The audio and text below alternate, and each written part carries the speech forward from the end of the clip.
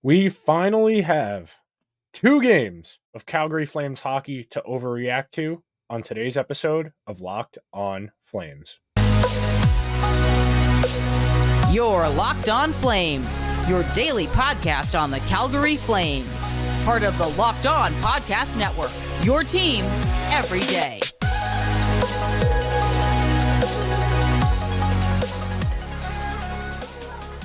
Hello, everyone, and welcome to today's episode of Locked On Flames. I am your host, Nick Zavaris, holding it down while Jess is doing hockey things. Today's episode is brought to you by Sleeper. Download the Sleeper app and use promo code LOCKEDONNHL to get up to a $100 match on your first deposit. Terms and conditions apply. See Sleeper's terms of use for details. The Calgary Flames have played 2 games of NHL hockey. They opened their season last week against the Winnipeg Jets with a win. Very exciting. And then over the weekend, Saturday night, they dropped a tough one to Pittsburgh on the road on the East Coast in a game that it was weird. It was clunky. And we're going to talk about all of that. And we're going to try and keep it calm until the third segment of today's episode, which is appropriately titled Overreaction Monday. That's a thing in the football world because the National Football League, their season, they play their games for the most part on Sundays. So the bulk of reactions that'll set the conversation for the following week, they get put out there on Monday. And then by Thursday, when we start ramping up to talk about the following week's games on the following weekend, that's about when we start to get narratives that form. And if they're consistent over an extended period of time, that's when they start to take hold. And then they are not just narratives anymore. That becomes who someone is. But taking the temperature, just a general 1,000-foot drop-down view, I feel okay. There is nothing appalling, nothing concerning. There's nothing that's an immediate red flag. And that's point number one here. That's a rational, level-headed, anti-social media perspective. Because the world of social media dictates that you do something flamboyant, outrageous, obnoxious to get attention. That's why you'll see a lot of people who do content and do media work for a living say outrageous things like, oh, the goalie's terrible. Oh, they got to fire this person. Why is this person playing? It's 2 games. It is 2 games. We will try and keep level-headed. We will try and be rational. That's the goal here. It is an 82-game season. This and the NBA are tied for second longest season we have in North American sports. Major League Baseball, 162, that's the longest. But hockey is not a sprint. Sure, there are segments of it where you have to sprint, but for the most part, I think of hockey as a distance race.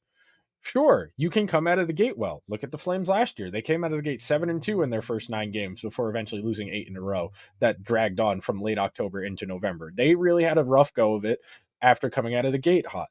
I'm not saying you don't want to play well out of the gate, but I'm saying that it's okay if you don't immediately come out of the gate firing on all cylinders.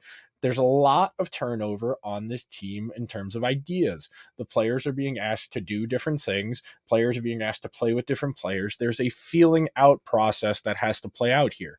Typically speaking, I like to evaluate games in blocks of 10. Once you have 10 games as a block, that's enough to start forming theories. You need a lot more than just 10 games to finalize and say, well, definitively, this is the case because this, and this. Because 10 games is the beginning of a pattern, the beginning of a sample. 10 games is usually close to a month. That's usually about 3.5 weeks of hockey games. Most teams play about 3 to 4 games a week, depending on the week and how off days fall. But that's 10 games is about 25 days-ish worth of games. After a month, you can start to get an idea of who teams are and what they're going to be.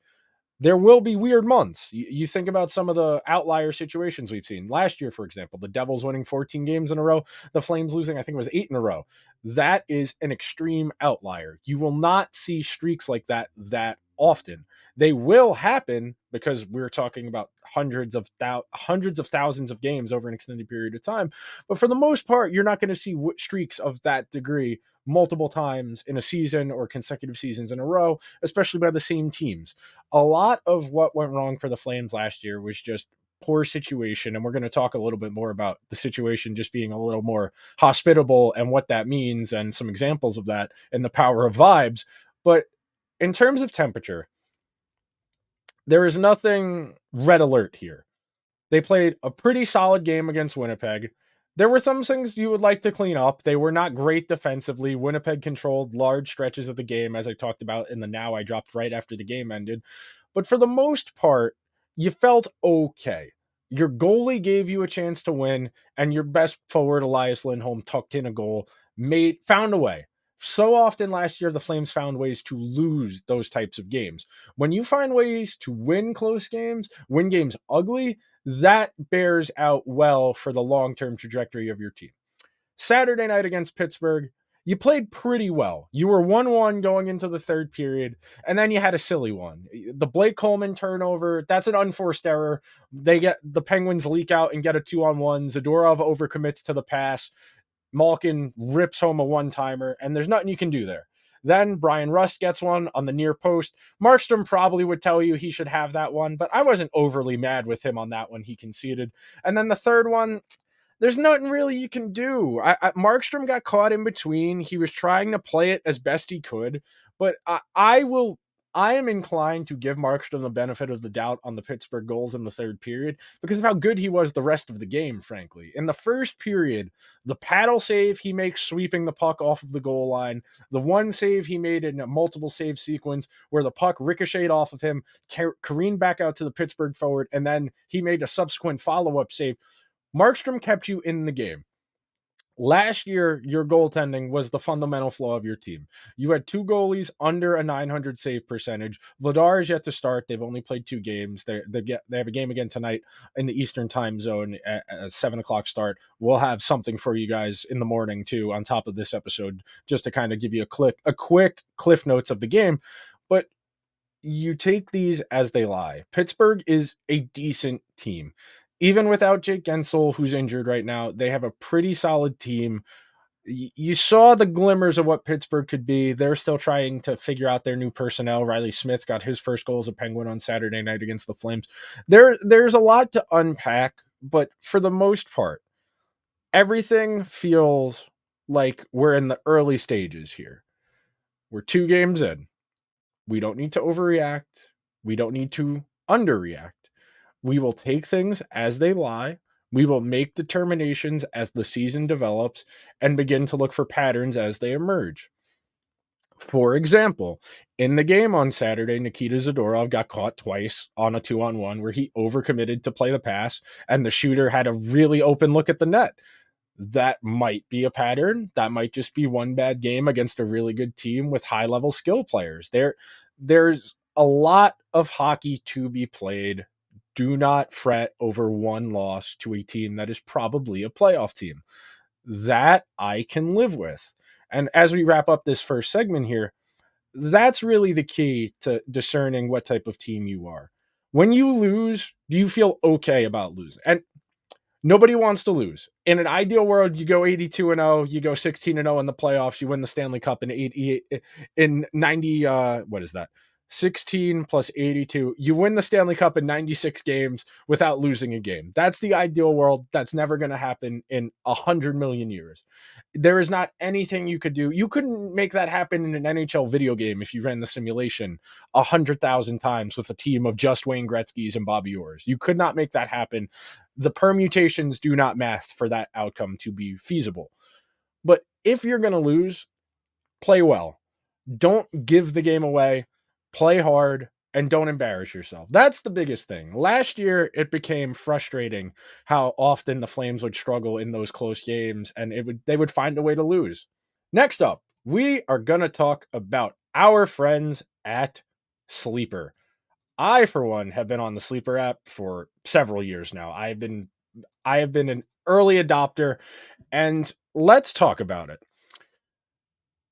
If and when Elias Lindholm scores a hat trick, or Lord willing, the Flames win the Stanley Cup, and you want to win 100 times your money, play daily fantasy hockey on the Sleeper app.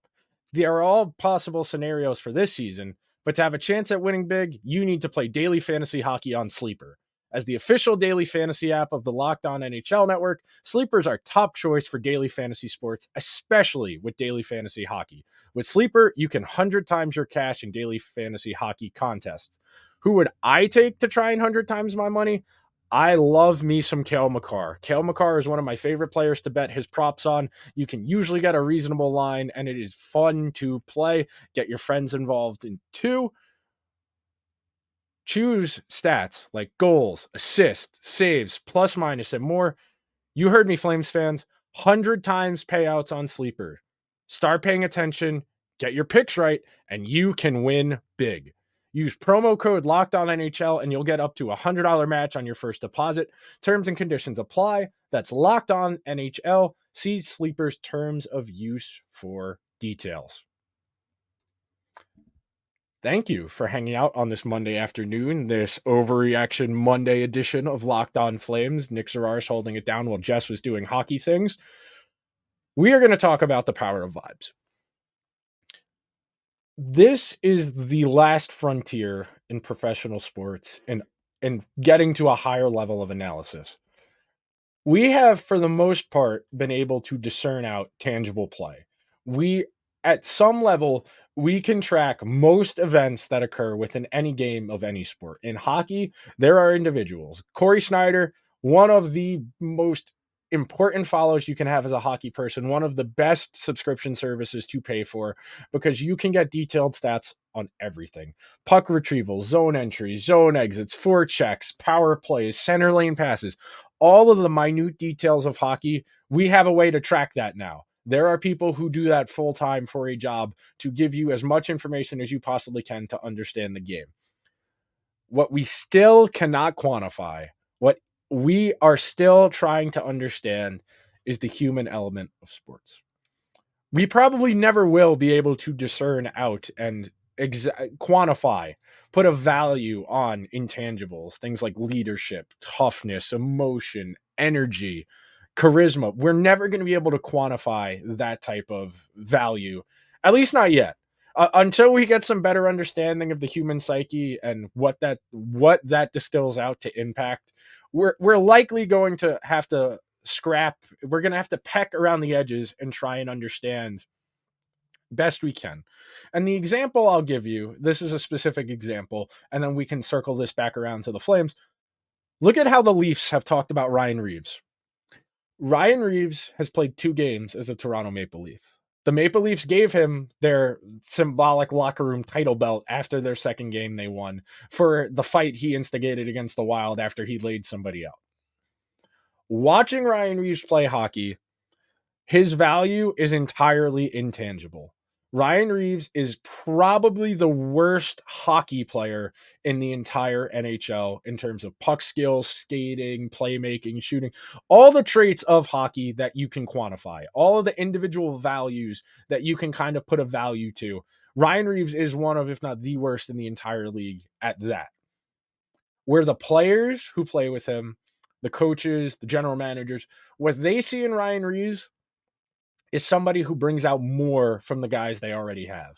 That they are willing to sink some of their ice time, that they are willing to punt a little bit of their ice time. Reeves usually averages about 10, 11 minutes a game at the most.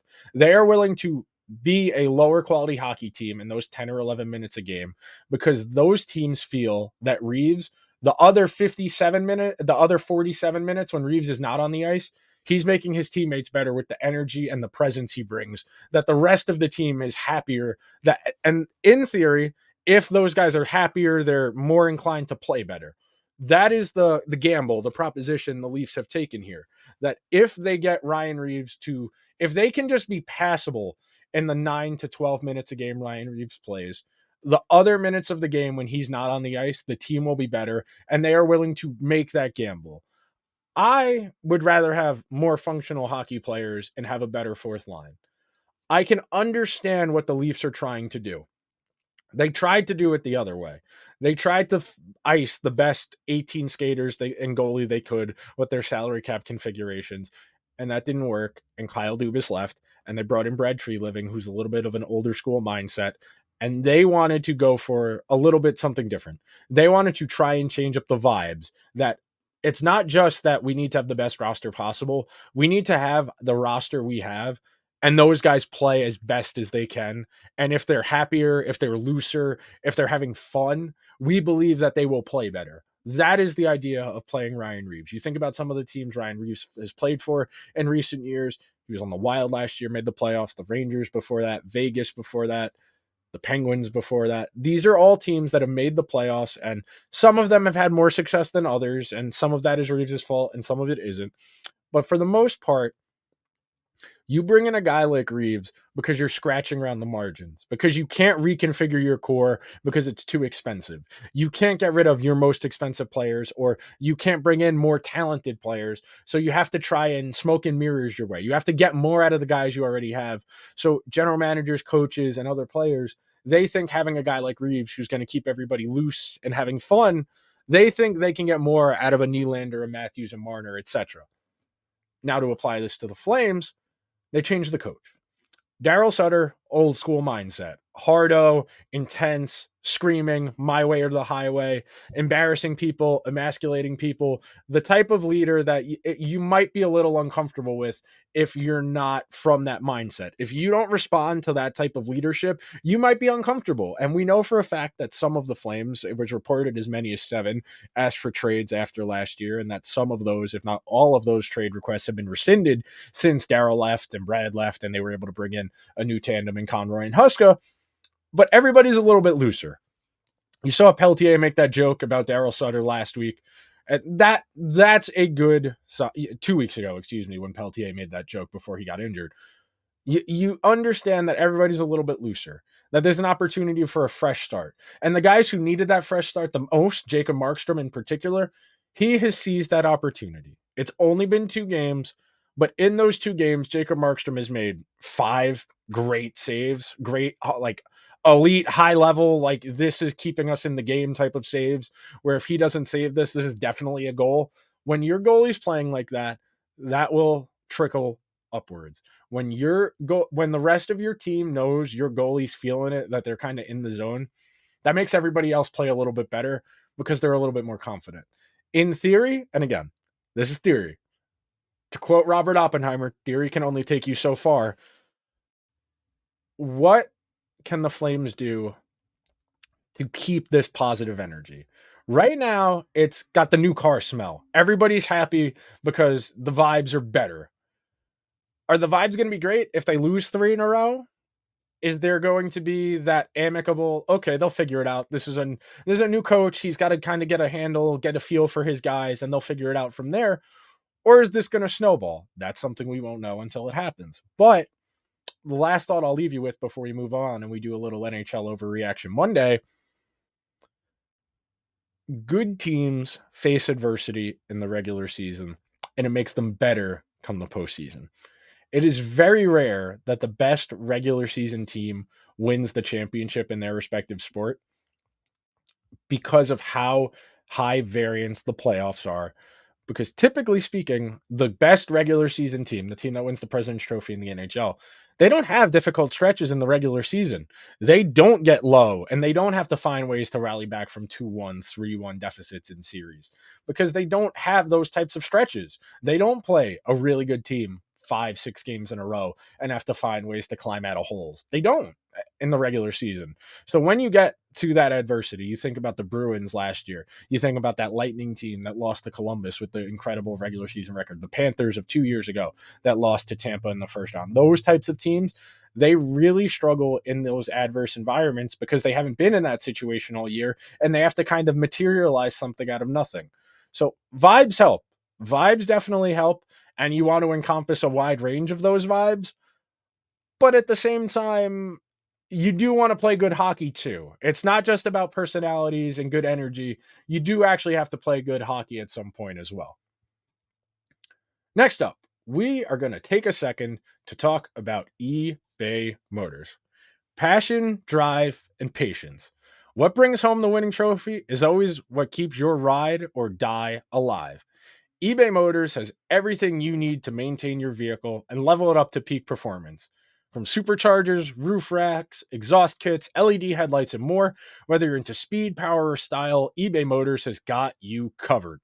With over 122 million parts for your number one ride or die, you'll always find exactly what you're looking for. And with eBay Guaranteed Fit, your part is guaranteed to fit your ride every time or your money back. Because with eBay Motors, you're burning rubber, not cash.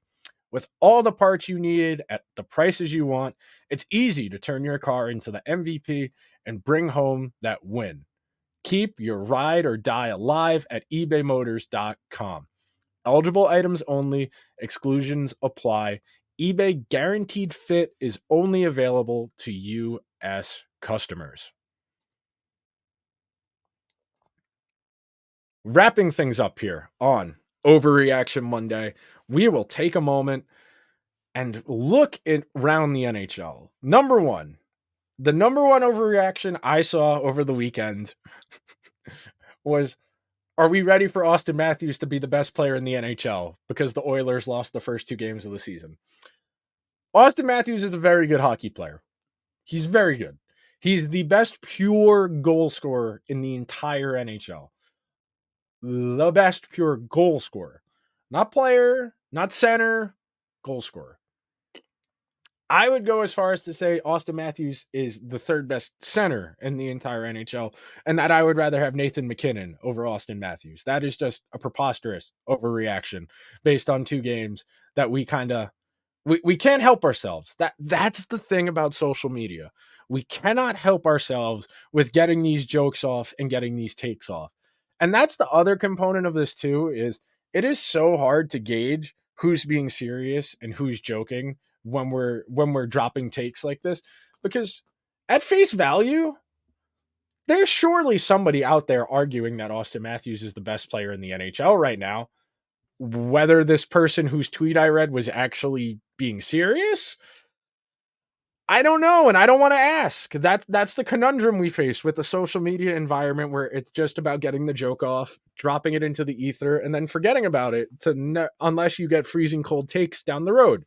But I'll keep these Overreaction Mondays specific to the Flames, because this is Locked On Flames and we got your team covered every single day. Overreaction number 1, Matthew Coronado is going to end up in the top 6 and he's going to finish with 20 goals. That goal against Pittsburgh, man, that was a great release. The shot is there. It's just a matter of the opportunity. You hear me talk about this all the time. Guys typically reach their peak production from ages 26 to 30, because that is when they are typically playing the most ice time and they are getting the most power play time. Whether Coronado will be able to leak his way into the first power play unit for a bulk of the season to get a good opportunity to score a lot of goals, we're going to have to find out. But he doesn't look out of place. You would expect somebody who's played a decent amount of college hockey to look pretty comfortable at the NHL level. That's not to say college hockey is comparable to the NHL level, but it's a little bit closer than some of the junior hockey stuff. Some of the junior hockey, especially depending on the league. The junior hockey leagues are all a little bit different in terms of environment. Like the WHL, it's a little bit easier to score. The QMJHL, it's a little harder to score. But for all intents and purposes, Coronado looks comfortable. He doesn't look out of place. You feel like he has an opportunity to kind of seize a spot in that top 6. Maybe be able to find a way onto the first power play. 20 goals, Matthew Coronado. I think that's my first overreaction for the Flames. Number 2, I think Jacob Markstrom has his even number year thing. You heard me talk about this during the preseason. You heard me talk about this a lot in the summer. Goalies typically, when they're inconsistent, when they're not one of the 5 best goalies in the world, you never know what you're going to get. If you are not UC Saros, Connor Hellebuyck, Andrei Vasilevsky, Igor Shesterkin, Ilya Sorokin, if you're not one of those 5 guys, this conversation applies to you. You will more likely than not finish somewhere between 6 and 15 for the bulk of your career. If you're one of those goalies, you don't know what you're going to get year to year, but typically speaking, you won't have 2 bad years in a row. Jacob Markstrom had one of the worst years of his career last year, since he was, I want to say, a second-year player in Florida.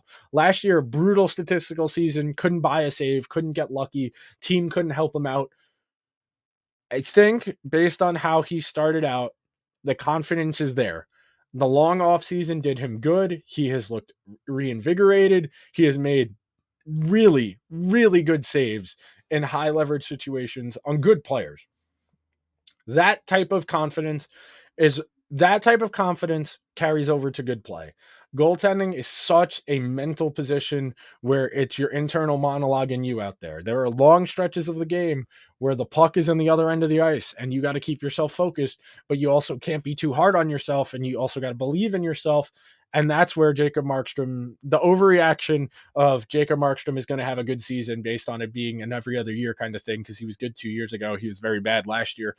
That might be an overreaction, but I don't feel terrible about saying it. That feels pretty realistic. My third overreaction for the Flames so far through 2 games, they are still going to have a hard time scoring goals. It has only been 2 games, but the finishing talent to be a high-level scoring team is not there. They are going to have to work harder than other teams to generate offense. They are going to have to get the puck to more dangerous areas to generate more offense because they don't have high-level finishers. Instead, they have guys who rely on work rate, positioning, and they don't have the high-level shooting talent to make up for not being able to get the puck to good areas. The reason guys have good shooting talent and why I would define them as such, as being a high-level shooter, is they can score from worse areas. They can score from further away from the net.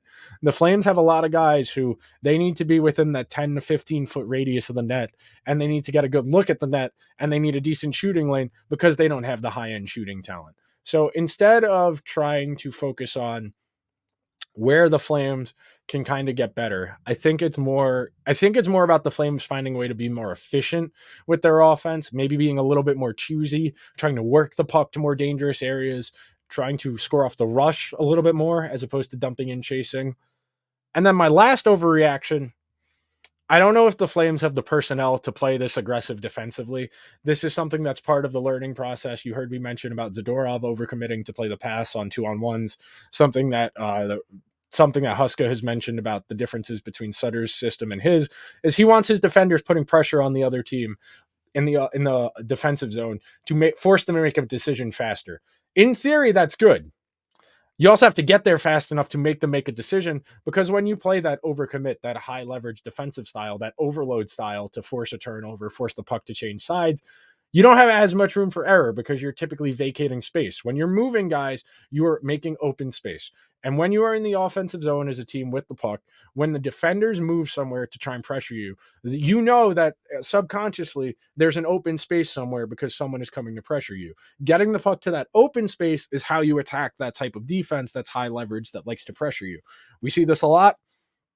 I like to circle this back to football because football is the thinking man's tactical sport. Football allows you to think about this a little bit more conceptually. When we have alerts in football, when you have a free pass rusher coming in at the quarterback, that means the ball typically is going where the pass rusher is going to come from. So if there's a linebacker blitzing off the edge and the running back is leaking out on a screen, a check down to the right where the blitz is coming from, there's going to be open space there because the pass rusher is coming from there. Same principle applies in hockey. If a defender is pressuring you with the puck, that means they are vacating space. And you saw it on 2 of the Pittsburgh goals on Saturday. Zadorov overcommitted, trying to force the pass. He overcommitted to play the pass. Markstrom could not get over fast enough, and he got beat. I didn't feel bad about those goals because Markstrom had a tough save to make because Zadorov overcommitted, because that's what he's being encouraged to do. Now it's a matter of the Flames figuring out if this style is going to work for them or not. That will do it for today's episode of Locked On Flames. Make sure you are subscribed wherever you get your podcasts, on all the major podcasting platforms, YouTube as well. If you prefer the video format, come check out the backdrop in season. Once we got a little bit more stats, there'll be visuals, that kind of stuff to kind of enhance your viewing experience. This is Locked On Flames, where we got your team covered every single day.